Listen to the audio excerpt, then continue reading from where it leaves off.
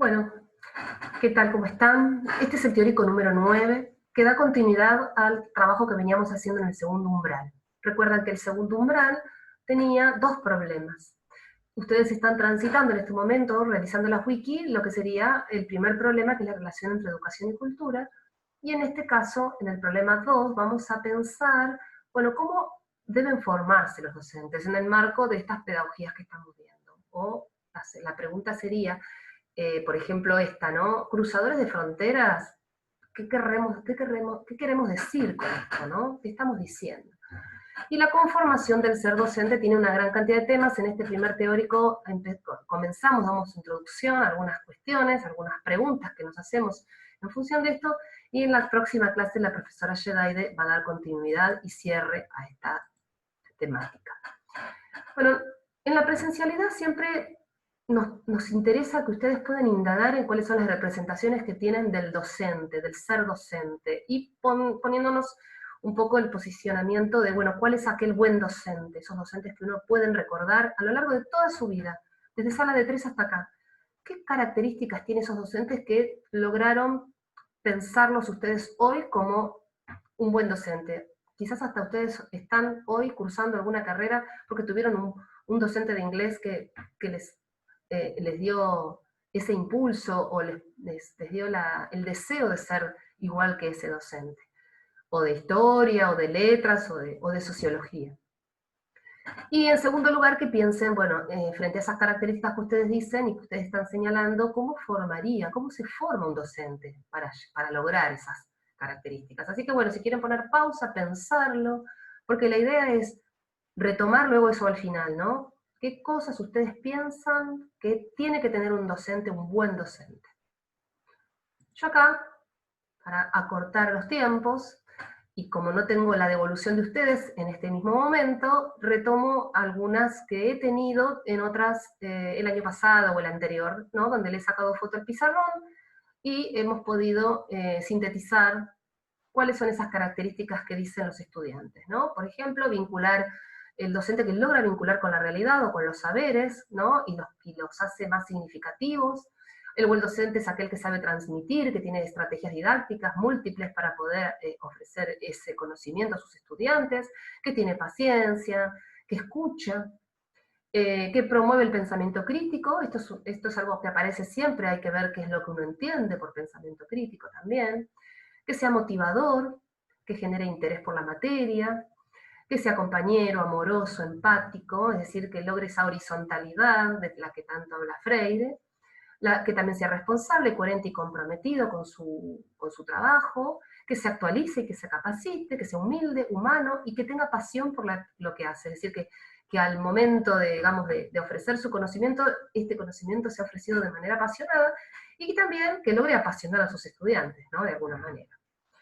Yo voy a hacer un paréntesis y quisiera, digamos, leerles, porque es muy fácil hablar de formación docente, de docente, inclusive es fácil también hacer muchas críticas sobre cómo uno al otro, ¿no? Las críticas que se le hacen a los docentes, ¿no? Porque ser docente también es exponerse frente a otros, y la crítica es muy simple. Lo que pasa es que la realidad es que en la acción concreta, en la clase que uno prepara, la realidad, frente a la realidad, nos suceden un montón de imponderables a los que uno debe tener en cuenta, debe tener que atender, ¿no? Hoy día, pensar en la diversidad también es pensar en algunas experiencias como las que les voy a leer de este profesor, que los vuelca en este libro de poemas, Volver a la escuela, de Diego Vdovichenko.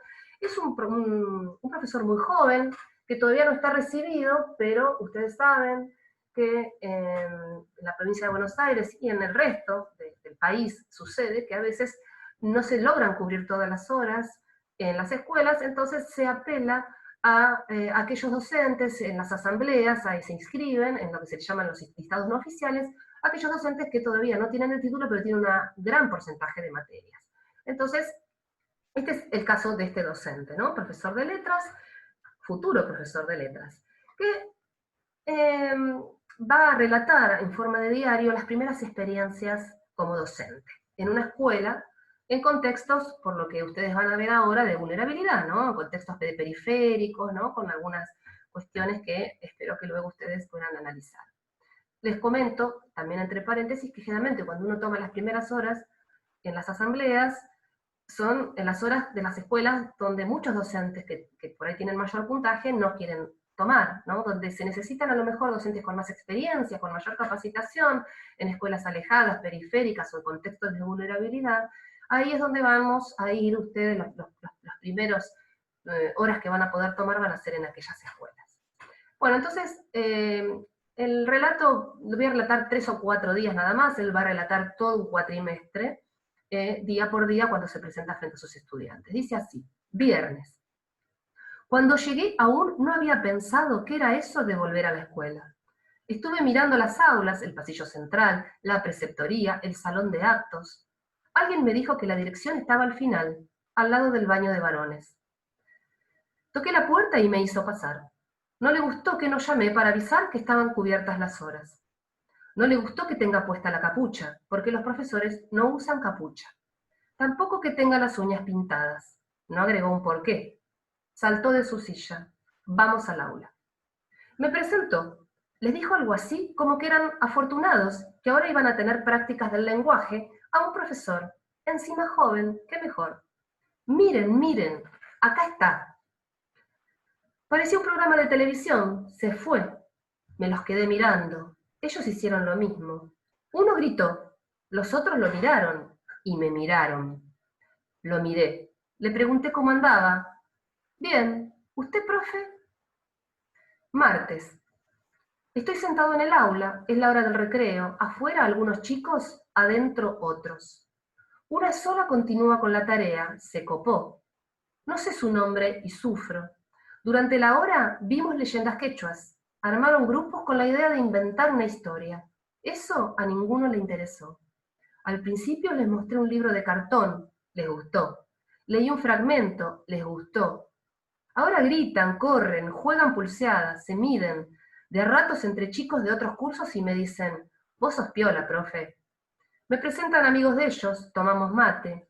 Estoy desorientado.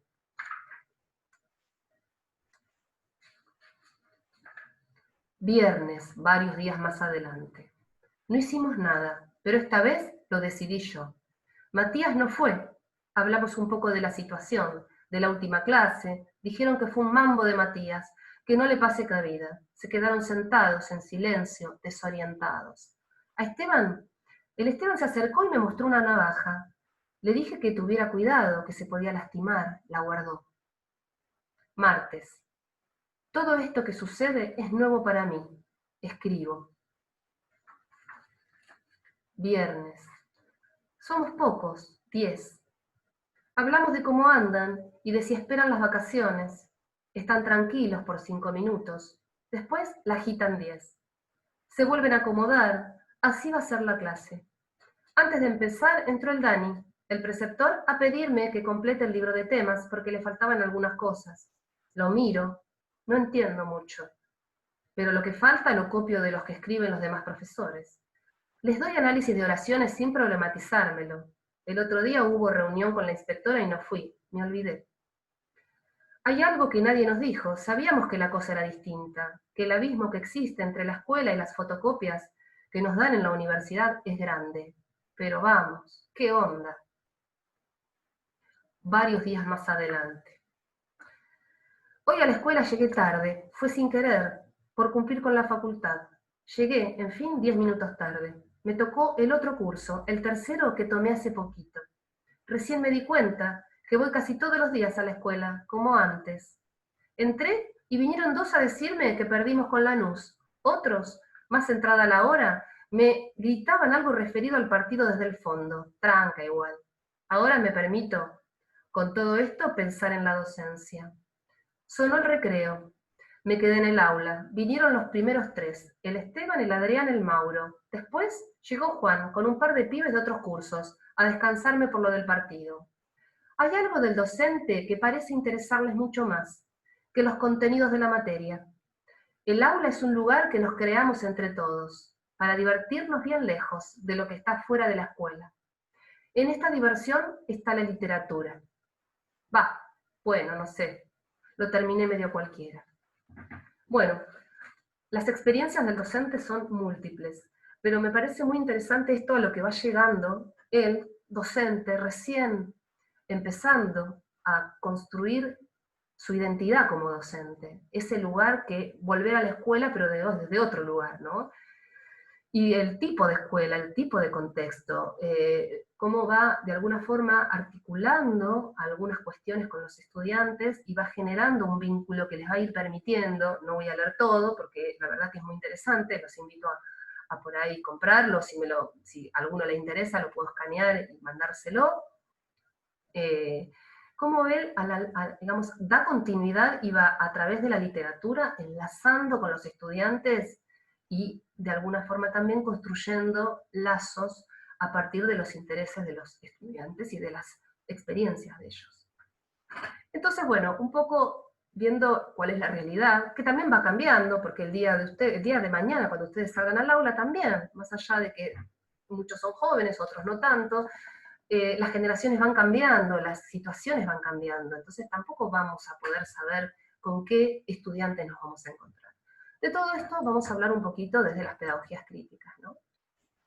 Pero para esto voy a leerles a continuación un trabajo de investigación que es de Festenmacher y Soltis, que habla de los enfoques de la enseñanza. Y van a ver que hay muchas maneras de pensar el docente. Estas que voy a leer son algo ideales, pero nos permite abordar algunas cuestiones que quisiera ir como desmenuzando entre todos. Tres docentes muy buenos en lo suyo, muy buenos, muy efectivos, muy potentes, y esos aquellos que dejan huella, que posiblemente ustedes van a poder identificar con algunos de esos buenos docentes que habían recién imaginado cuando pensaron en las características de un buen docente. Dice, Jim Barnes ha enseñado durante los últimos 12 años en diferentes grados inferiores en la Bryant Elementary School. Jim les gusta a los niños, siempre se muestra firme y al mando de la clase, pero también es amable y cálido. Cree que su forma de contribuir a la educación de estos niños es darles tanto un conjunto de habilidades básicas que les sean útiles durante la vida, como un conocimiento de la disciplina específica que les permita progresar con éxito por su escolaridad y eventualmente llegar a ser ciudadanos bien informados en una sociedad democrática. Jim Barnes ha experimentado con una cantidad de diferentes materiales curriculares, pero los que prefiere y que considera más efectivos comparten una serie de características comunes. Son materiales muy organizados y sistemáticos, que los niños pueden seguir con facilidad. A causa de la secuencia lógica de estos materiales, los alumnos pueden desarrollar muy pronto pautas y estrategias útiles para manejarlos. Son materiales progresivos, es decir, los niños necesitan lo que aprenden hoy para resolver lo que harán mañana. Cada nuevo aprendizaje se construye sobre el anterior y conduce al siguiente. Jim apela también a numerosas evaluaciones no intimidantes que les permiten conocer con exactitud el desempeño de cada alumno, el aspecto específico en que necesita ayuda y el momento en que cada uno está preparado para seguir avanzando. Jim se enorgullece de ser un docente muy eficaz y productivo. Lo importante es, sobre todo, que con él los niños tienen una sensación de realización, se enorgullecen de sus logros y más de uno ha puesto a prueba la paciencia de sus padres insistiendo en recitar todas las tablas de multiplicar y demostrarles que pueden resolver 10 problemas difíciles de matemática o clasificar todas las criaturas vivientes en sus correspondientes categorías zoológicas. En las clases de Jim hay un espíritu de poder hacer. Es un docente que dirige y conduce con entusiasmo, maneja la clase y hace las tareas con habilidad, juzga y evalúa con equidad, los materiales tienen sentido y la tarea es realizable. Jim es un docente de éxito. Segundo docente. Nancy Kwong también obtiene éxito en lo que hace. Enseña inglés a adolescentes de una escuela media que precisamente comienzan a descubrir quiénes son como personas. Nancy cree que la educación puede dar a los jóvenes sobre todo una perspectiva sobre ellos mismos, sobre quiénes y qué son, y quiénes y qué llegarán a ser. Nancy enseña como si cada palabra de literatura que leen hubiera sido escrita para que la conectaran con sus propias experiencias de vida. Ha comprobado que escribir un periódico ofrece un canal real que da salida a los sentimientos y hace crecer y desarrollar perspectivas personales, y es un vehículo que alienta la capacidad de cada estudiante de comunicarse y escribir con eficacia. Son los propios estudiantes que eligen qué libros, porque tratan los temas sobre lo que ellos quieren leer. No existe un currículum prefijado, todos los libros de la biblioteca del colegio están permitidos. Las discusiones del aula son diálogos genuinos, donde personas iguales comparten experiencias de lectura. Más que dirigir la clase, Nancy la sigue con todos los demás. Comparte sus perspectivas y valores con sus estudiantes, y ellos la ven como una persona adulta, simpática, comprensiva, alentadora, diferente de la mayoría de los adultos que conocen. También la ven como una profesora que se preocupa por ellos, tanto como se preocupa por la materia que dicta. Su amor por la literatura y la poesía es indudable. Puede verse en el brillo de sus ojos. Ninguno de los alumnos duda tampoco de que Nancy los respeta a todos por igual. Lo demuestra en sus interacciones genuinas con cada estudiante. A Nancy le gusta esta relación formativa con sus jóvenes alumnos. Tercer tercer enfoque de enseñanza. Roberto Umbras enseña historia y estudios sociales en una escuela superior que sufre los diversos problemas propios de los centros urbanos. Sin embargo, para muchos, las clases de Roberto son una isla de calma en un mar de conflictos. En su escuela abundan las tensiones étnicas y raciales. Roberto comprende, respeta las diferencias culturales y trata de conducir a sus alumnos para que hagan lo mismo. No obstante, Umbras es ante todo un historiador. Su amor por la historia se lo manifestó cuando aún era muy pequeño, y a medida que Roberto progresaba en sus estudios, llegó a darse cuenta de que la mejor manera de aprender historia es aprender a ser un historiador. De modo que esa es la forma en que enfoca todas sus clases. Roberto cree que la educación debería ser una iniciación a las muchas sendas que los seres humanos trazaron para dar sentido al mundo. La historia, las matemáticas, la ciencia y la literatura, la música y el arte, todas las disciplinas son caminos hacia el conocimiento. Las teorías y los métodos de las ciencias sociales, por ejemplo, son maneras que hemos desarrollado para comprender el mundo social, y las habilidades y técnicas del historiador nos ayudan a desenmarañar nuestro pasado colectivo y darle sentido. Sus alumnos inmediatamente advierten lo que tiene de especial las clases de Roberto. Él los trata como personas capaces de pensar, de formarse opiniones e ideas válidas. Ahora bien, esos alumnos pronto aprenden que las ideas y las opiniones tienen que estar respaldadas por datos. Los historiadores no pueden limitarse simplemente a contar relatos interesantes. Tienen que suministrar pruebas de sus afirmaciones e interpretaciones. Quizá lo más atractivo que aprenden es que no hay una historia sola verdadera. La historia ha sido escrita por seres humanos que intentan explicar el pasado, y nadie está exento de ser tendencioso en algún sentido. En muchas de sus clases, Roberto imita al historiador en plena tarea y les pide a sus alumnos que hagan lo mismo. Buscan materiales primarios, fuentes secundarias que se relacionen con un acontecimiento o con un determinado periodo de tiempo. Luego se generan conjeturas e hipótesis, se examinan los materiales para comprobar si es posible reunir suficientes datos para apoyar sus interpretaciones inexpertas. Los estudiantes disfrutan de verdad de la literatura de diarios, personales, cartas, de otras versiones directas y de informes oficiales. Todo esto hace que, para muchos, por primera vez, la historia cobre vida. Aunque unos pocos, o quizá ninguno de esos alumnos lleguen algún día a ser historiadores, Roberto siente ahora que poseen una apreciación del pasado, de las diferencias de interpretación y de las perspectivas culturales, y un método para elaborar y sustentar sus afirmaciones sobre los acontecimientos humanos. Sus alumnos se sienten capacitados. En síntesis, los tres docentes son muy buenos en lo que hacen, de diferente manera. Son tres enfoques distintos, algo puros en su descripción, pero comparten en común esto, ¿no? Que lo importante que uno tiene que advertir, ¿no? La visión que cada uno tiene de su labor y su objetivo de docente determina en gran medida el modo en que estructura su enseñanza. ¿Sí? Uno está haciendo más hincapié en la parte de la estructura, en la forma, en el saber hacer, otro más vinculado con